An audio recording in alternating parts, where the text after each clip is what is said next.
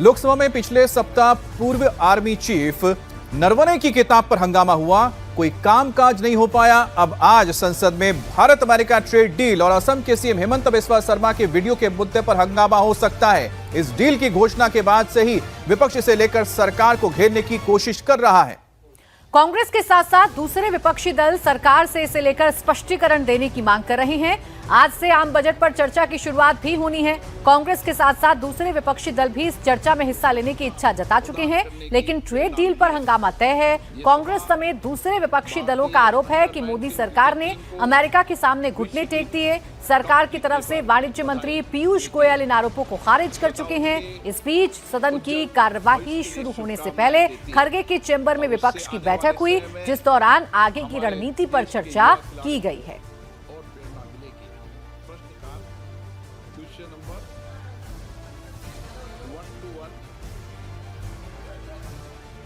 के बाद श्री मलयारासन डी मंत्री माननीय मंत्री महोदय,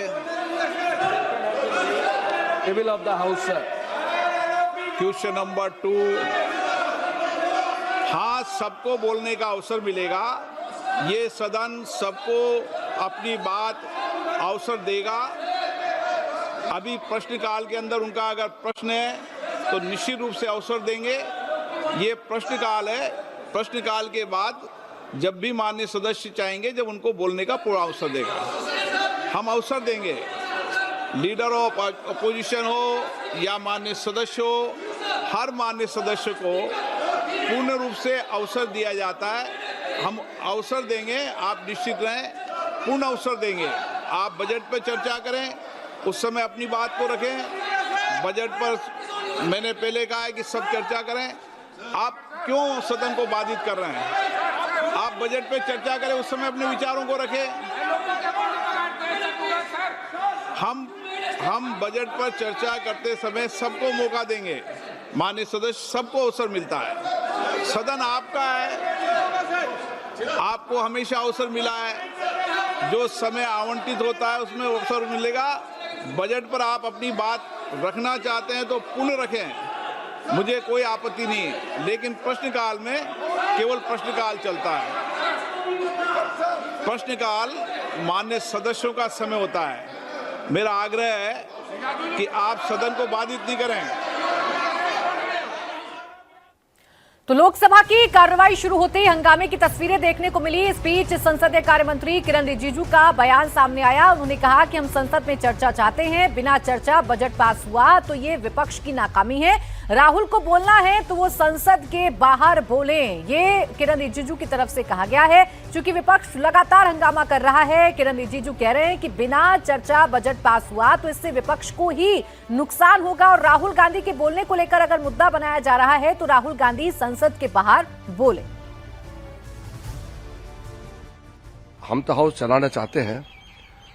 अगर कांग्रेस की वजह से बजट का भी पारित ध्वनि मत से करना पड़े, ये संवैधानिक प्रक्रिया है, पारित तो करना ही है। अगर चर्चा का बिना ध्वनि मत से यानी कि वॉइस वोट से अगर पारित करना पड़ा तो इसका नुकसान ऑपोजिशन एमपीज का सबसे ज्यादा होगा, क्योंकि वो अपना बात नहीं बोल पाएंगे।